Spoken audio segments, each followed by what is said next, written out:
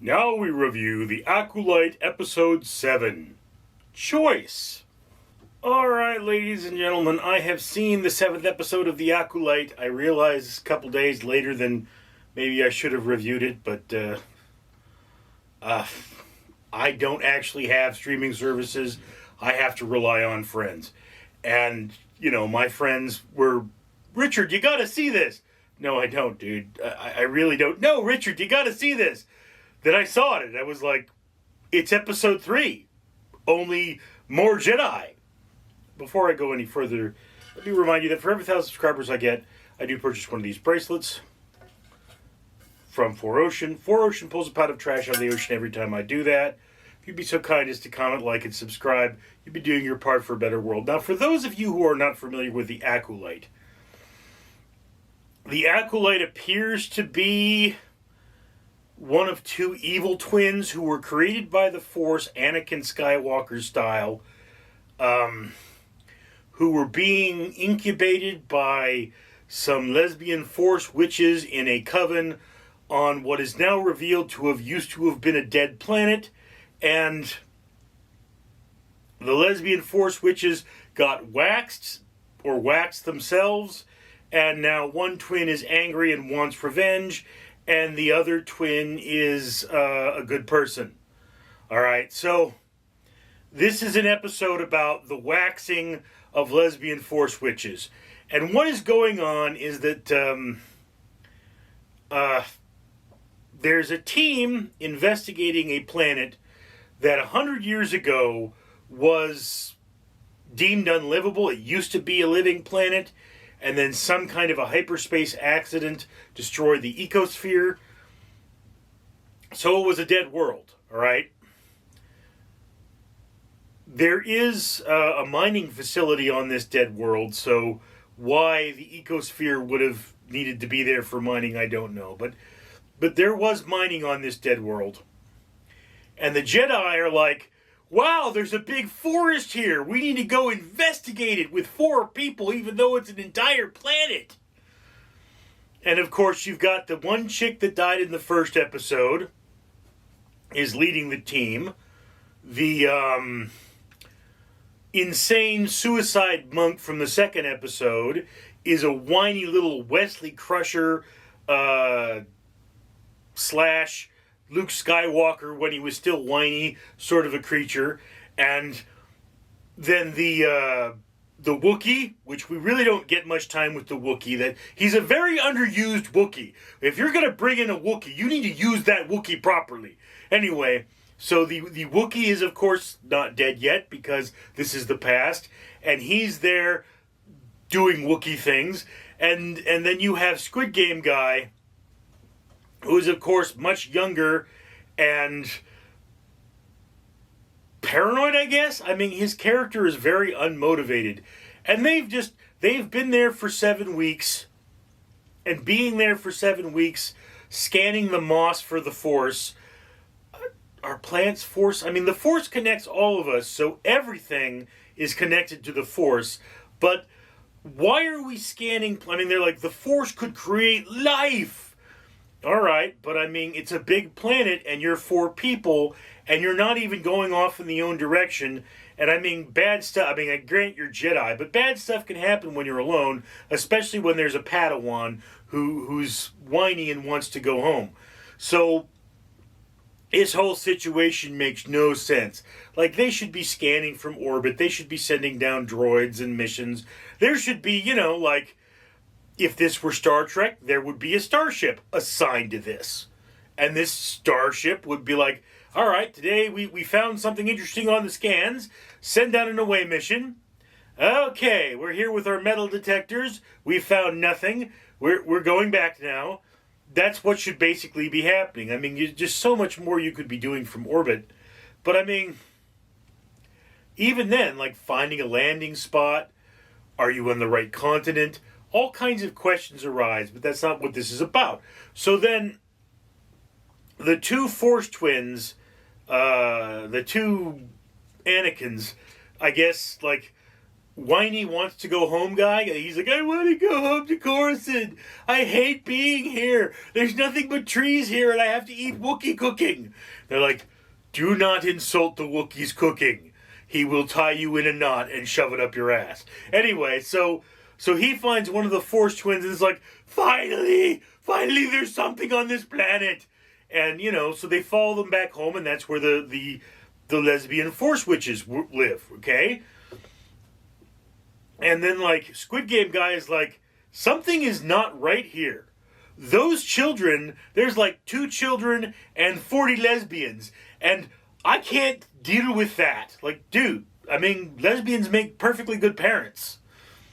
I don't know why you're so, granted, those kids will probably grow up to be lesbians, but there's nothing wrong with that. But he's like, no, I fear for their safety. This is a terrible place. We have to do something. And the Jedi Council's like, they're too old to be Jedi, even though they have a higher M count, which I'm guessing is midichlorian count, than Yoda. It's like, dude, drop the midichlorian thing. It's dumb. Okay, firstly speaking, Luke was in his teens or early 20s when he became a Jedi, And Yoda, in A New Hope, said, oh, he's too young. Oh, he's too old. He was just messing with him. There's no age to become a Jedi. If you're strong with the Force, you can ward off death. You can live for hundreds of years. So it's like, look, if they found an 80-year-old man who was very Force sensitive and he said, you know what, dude? Sure, I'll become a Padawan. I'll seek out the Force. Then there would be like, well, the Force has brought you to us for a reason. We must obey the Force. Let's bring him in. They would at least have that conversation. That's the impression I got from the original trilogy anyway. So this stuff, it's like, oh, they're too old. Well, how young do you need to be to become a Jedi now? That's kind of the question. These people, they look human, but they're not humans, because this is before Earth evolved. They're not human. They're not us. We don't know how long they live. It's never been established how long they live.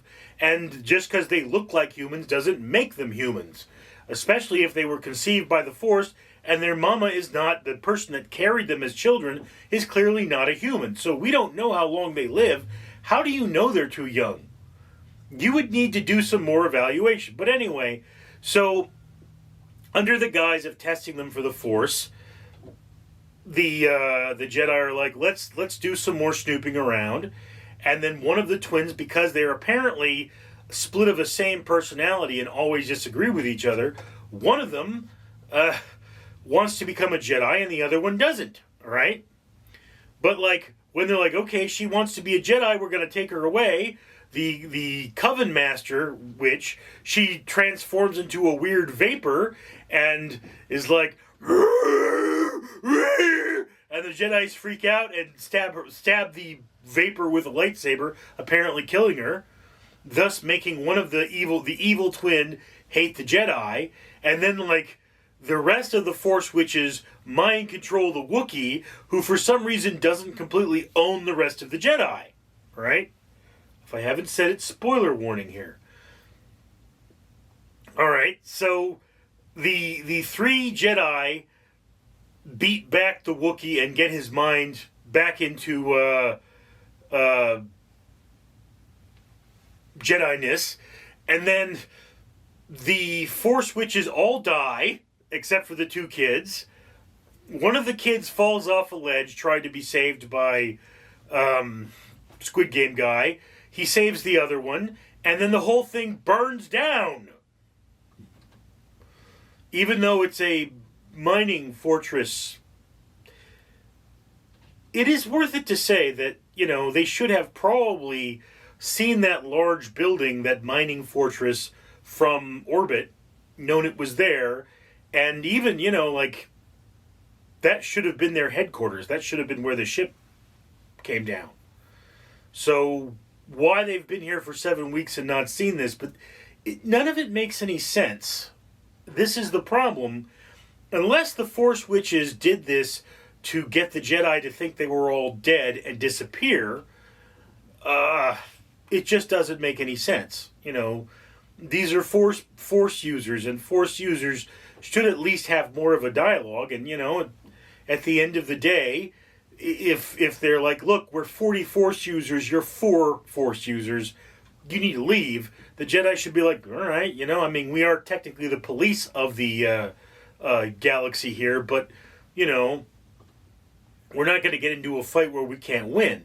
So that doesn't make a lot of sense. None of this makes a lot of sense. That's kind of the problem, is that it's all put together in this very strange way. And then in the end, they've got the one kid who theoretically witnessed all this, all right, at least part of it, and she's Force sensitive, so she would know what happened.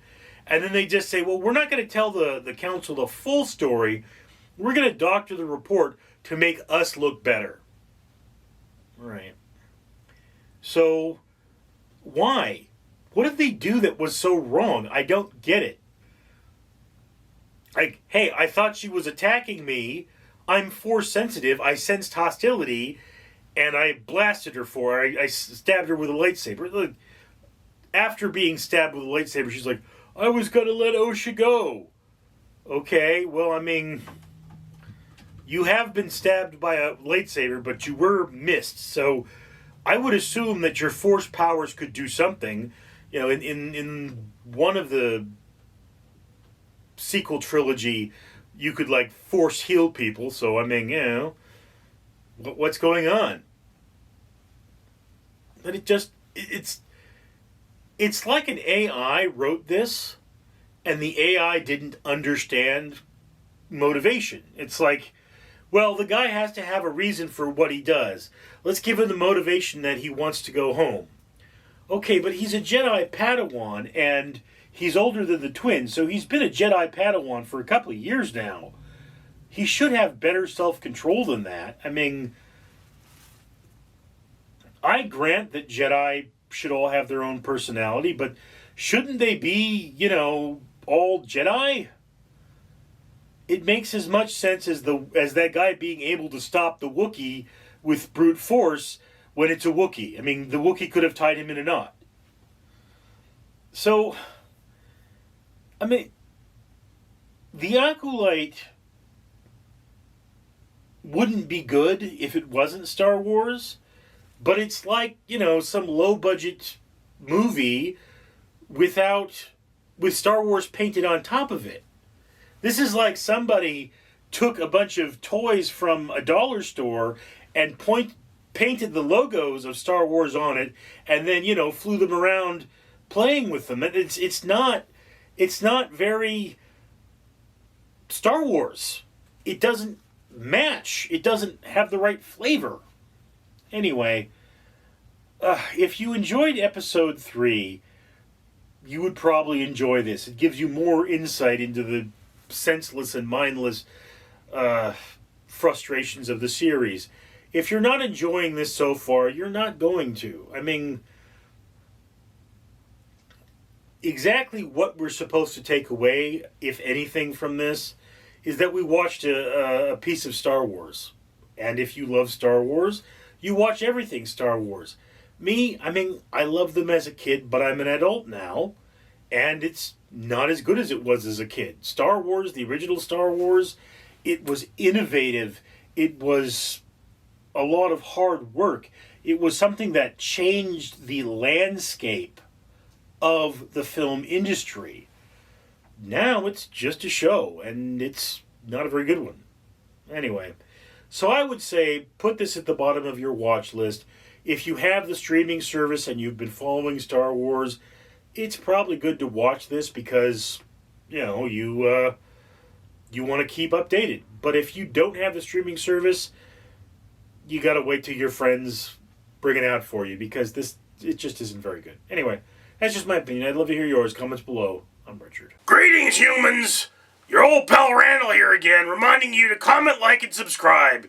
You see, I got my bracelets from Ferocian, and I got another medal from the Conqueror. Yeah, look at that, see? See? That's got an Easter Island head on it.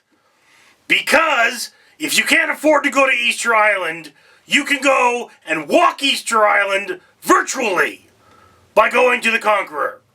You could not screw up the environment by traveling to Easter Island. You could just get this, plant 5 trees, and then walk on your own and learn about Easter Island, because I send you postcards. And if you comment, like, and subscribe, you can help the guy that owns this channel buy things like this so he can plant trees, and buy bracelets like this from For Ocean so he can pull trash out of the ocean and make a better world for you. And it isn't going to cost you anything. So don't you have something to say? I mean, shouldn't you in the comments down below say how grateful you are that this man has planted so many trees and pulled so much trash out of the ocean and did all those good things for you? No? Ungrateful human? I should eat your face!